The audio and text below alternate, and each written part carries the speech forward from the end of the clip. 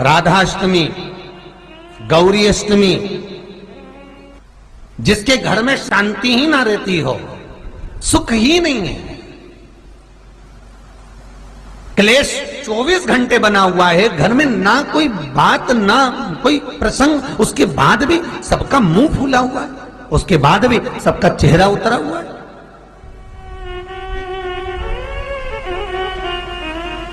जिस घर में सुख और शांति ये दोनों चीजें नहीं हैं, वो निवेदन है लाल वस्त्र में लाल फूल रखकर उसमें थोड़ा धना, धना जानते हो, वो खड़ा धना आता है, धना पाउडर नहीं, धना, हरा धना,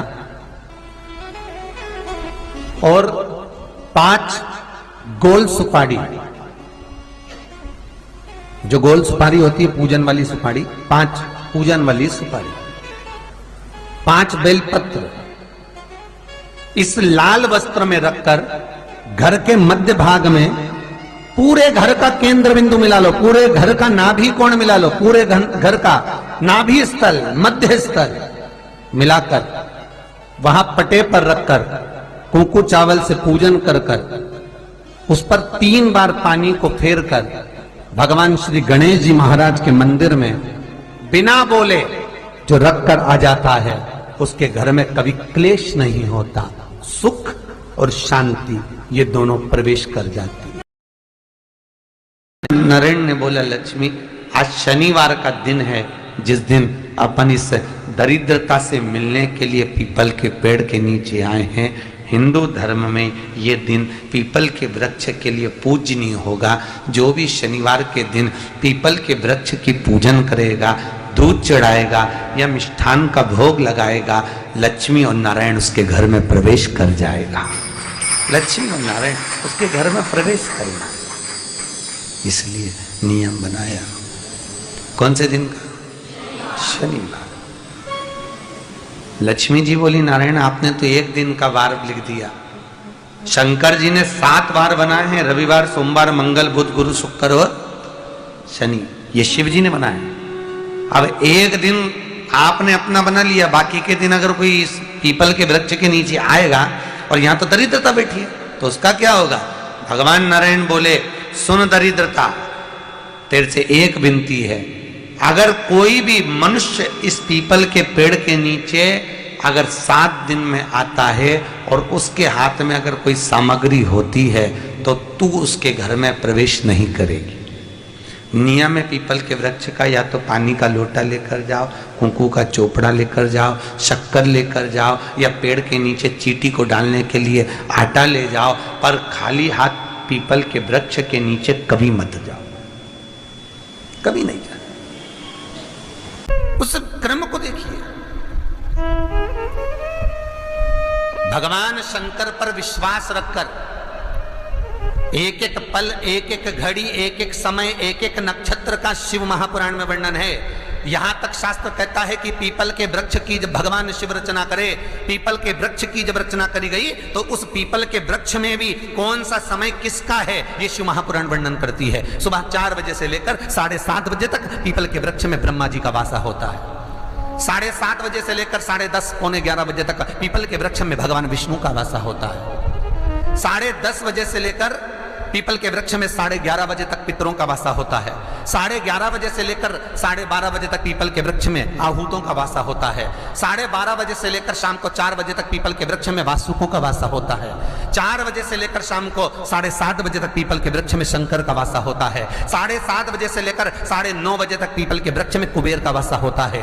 9:30 बजे से लेकर फिर कुबेर के वृक्ष में अन्य देवों का वासा चालू हो जाता है। इसलिए हमारा हिंदू धर्म कहता है, हमारे शास्त्र कहते हैं कि पीपल के वृक्ष को जब पूजा जाता है, पीपल के वृक्ष की जब पूजन करी जाती है, तो सुबह 10:30, 11, ज्यादा से ज्यादा 11:30, ज्यादा से ज्यादा 12, उसके पहले पीपल के वृक्ष की पूजन कर लेना चाहिए। रात को कुबेर का वासा होता है, इसलिए पीपल के वृक्ष में दीपावली के दिन रात्रि को 8:30 बजे से लेकर 9:30 बजे के बीच में जो पीपल के वृक्ष के नीचे घी का दिया लगाता है, उसके घर में कभी संपदा की कमी नहीं आती है। क्योंकि कुबेर स्वयं विराजमान होता है पीपल के वृक्ष के नीचे। क्यों? क्योंकि 11:30 बजे से लेकर 12:30 बजे तक पीपल के वृक्ष में पितरों का वासा रहता है, आहूतों का वासा रहता है, फिर वासुकों का वासा आता है। पितृ किसको कहते हैं? महाराज जो पूरी उम्र लेकर चले गए और उनके भीतर अभिलाषाएं बहुत थी, मैं ये भी करना चाहता हूं, मैं ये भी करना चाहता हूं, वो पितृ हो जाते हैं। आहूत किसको कहते हैं? जिस माता के गर्भ में बच्चा जन्म ले और मर जाए, या 6 महीने का गर्भ धारण करने के बाद अवर्षण हो जाए, जीव पड़ने के बाद 6 महीने के बाद अगर बच्चा गर्भ में भी शांत हो जाता है, कुंवारी अवस्था में शांत हो जाता है, जिसका विवाह नहीं हुआ ऐसा बच्चा जब शांत हो जाता है, अधोगति में कोई मर जाता है, सुसाइड कर कर एक्सीडेंट में किसी भी रूप में मर जाता है, तो वो आहूत कहलाता है। जो बेटा बेटी नौकरी के लिए अप्लाई कर रहे हैं, जो बेटा बेटी चाहे सरकारी नौकरी हो, प्राइवेट नौकरी हो, सर्विस के लिए अप्लाई कर रहे हैं, उन बेटा बेटियों से निवेदन है, दुर्वा शिव जी को समर्पित कर कर, केवल दूब जानते हो ना, दुर्वा सब जानते हैं। जो बेटा बेटी सर्विस के लिए अप्लाई कर रहे हैं, तुम मेहनत करो, पढ़ाई करो, खूब पढ़ो, खूब तैयारी करो, अच्छे से तैयारी करो। जितनी मेहनत तुमने पूर्व में करी उससे दुगनी मेहनत तुम करो उस नौकरी को पाने के लिए। और साथ में जब एग्जाम के लिए जाओ, कहीं इंटरव्यू देने के लिए जाओ, दुर्वा शिव जी को, इस दुर्वा का जो डंडी का मुख है, ये अशोक सुंदरी वाली जगह, फिर समझ लीजिए, जैसे ये शिवलिंग, ये गोल जलाधारी, यहां से पानी नीचे गिरता है, बीच में अशोक सुंदरी का स्थान होता है। तो ये जो दुर्वा हम चढ़ाएंगे तो इसका डंडी का मुख शिवलिंग के ऊपर चढ़ाएंगे, तो ये शिवलिंग पर डंडी की जो भाग है वो अशोक सुंदरी की ओर हो गया और ये भाग इस ओर हो गया। शिव जी को समर्पित कर कर पहले दुर्वा चढ़ाएंगे, उसके बाद में देवाधिदेव महादेव को 1 लोटा जल जो तुम घर से लेकर गए हो वो समर्पित करो। 3 महीना लगातार अपनी पढ़ाई की मेहनत करो, अपने इंटरव्यू की मेहनत करो और खूब अच्छा पढ़कर साथ में 1 लोटा जल और दुर्वा, शिव जी को भले 10 दुर्वा की जगह केवल 1 दुर्वा चढ़ाओ, चढ़ाकर जल चढ़ाना, 3 महीने तक लगातार बाबा से प्रार्थना करना। विश्वास कहता है अगला पत्र तुम्हारा व्यासपीठ पर होगा, नौकरी लगेगी, निश्चित है। आप करो मेहनत, कर्म करने में पीछे मत हटना, पढ़ने में पीछे मत हटना, विद्या अध्ययन करने में पीछे मत हटना, अच्छी एजुकेशन पाने में पीछे मत हटना। पहले मेहनत अपनी करो। पूर्व में जो इंटरव्यू दिए हैं उसमें जितनी कमी रह गई, अगली कमी को पूर्ण करने के लिए अच्छी मेहनत करो, खूब पढ़ो, खूब अच्छे से विद्या अध्ययन, और फिर बाबा पर समर्पित होकर जाओ, बाबा पर विश्वास कर कर जाओ, भरोसा पूरा कर कर जाना। इंटरव्यू देते समय अपना विल पावर मजबूत होना चाहिए कि मेरे साथ मेरा काल अधिपति महाकाल है, अब निकल कर मानो। माता प्रसूति के गर्भ से जो बच्चे जन्म ले रहे हैं वो भगवत भजन वाले, क्योंकि माता प्रसूति की एक आदत, रोज माता प्रसूति एक काम बड़ा विचित्र करती थी। क्या करती थी? पीपल के पेड़ के नीचे जाना और उस पीपल के वृक्ष के नीचे जाकर चींटियों को दाना देना, चींटियों को भाग देना और साथ में जल का सिंचन कर आना। ये माता प्रसूति का नियम था पूर्व से। अच्छा, कई लोग कहते हैं महाराज जी आप हमेशा पीपल के पेड़ की पूजन, कहीं समी के पेड़ की पूजन, कहीं बेलपत्री के पेड़ की पूजन, कहीं ना कहीं आप पूजन का विधान बताते रहते हो। ये पूजन का विधान अगर हम पढ़ें तो किस पुस्तक में पढ़ें? तो भैया स्कंद पुराण में से निकाल लो, सारी पुस्तकों का भाव मिल जाएगा आपको।